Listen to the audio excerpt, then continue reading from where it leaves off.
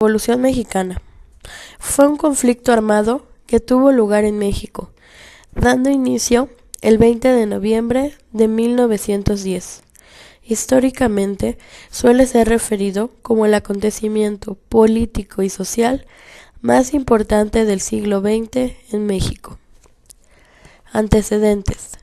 Durante la colonia, muchos pueblos pudieron conservar sus propiedades, ejidos.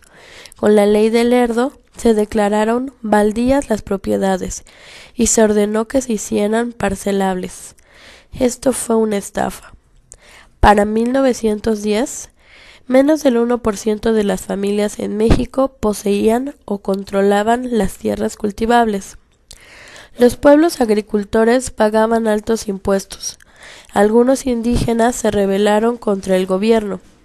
A principios del siglo XX empezó la expropiación petrolera. Esto llevó a una transformación industrial. Sin embargo, en 1907 se desató una fuerte crisis internacional en Estados Unidos y Europa, lo que llevó a la disminución de la exportación y disminución de la actividad económica. Redujo drásticamente los ingresos en el gobierno. Desde 1876, el general oaxaqueño Porfirio Díaz ejerció el poder en el país de manera dictatorial. En una entrevista, Díaz asegura que se retirará al finalizar su mandato, sin buscar la reelección. La situación política comenzó a agitarse. La oposición al gobierno cobró relevancia ante la postura manifestada por Díaz. En este contexto, Madero realiza diversas giras en el país con miras a formar un partido político. Díaz lanza una nueva candidatura. Madero es arrestado en San Luis Potosí. Durante su estancia en la cárcel se llevan a cabo las elecciones. Dan triunfo a Díaz. Madero logra escapar a la presión estatal y huye a los Estados Unidos.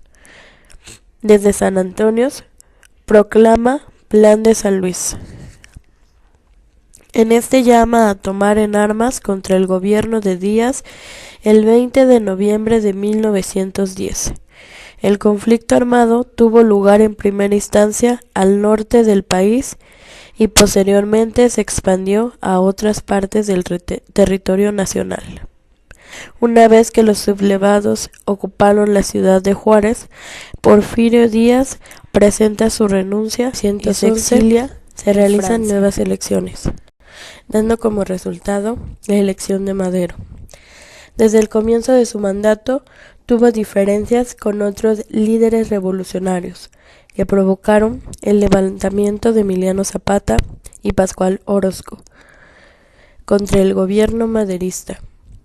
En 1913, un movimiento contrarrevolucionario encabezado por Félix Díaz, Bernardo Reyes y Victoriano Huerta dio un golpe de estado. A partir de esos sucesos se produjeron las diferencias entre las facciones que habían luchado contra Huerta, lo que desencadenó nuevos conflictos. En el reacomodo de las fuerzas fueron asesinados los principales jefes revolucionarios: Zapata en 1919, Carranza en 1920 y Villa en 1993, así como Obregón en 1928. Actualmente no existe un consenso sobre cuándo terminó el proceso revolucionario. Algunas fuentes lo sitúan en el año de 1917, con la proclamación de la Constitución mexicana. Algunas otras en 1920, con la presidencia de Adolfo de la Huerta, o en 1924, con la de Plutarco Elías Calles. Incluso hay algunos que aseguran que el proceso se extendió hasta los años 1940. Bueno, esto ha sido todo sobre la Revolución Mexicana. Espero que haya sido de su agrado y que la información sea de su interés. Gracias.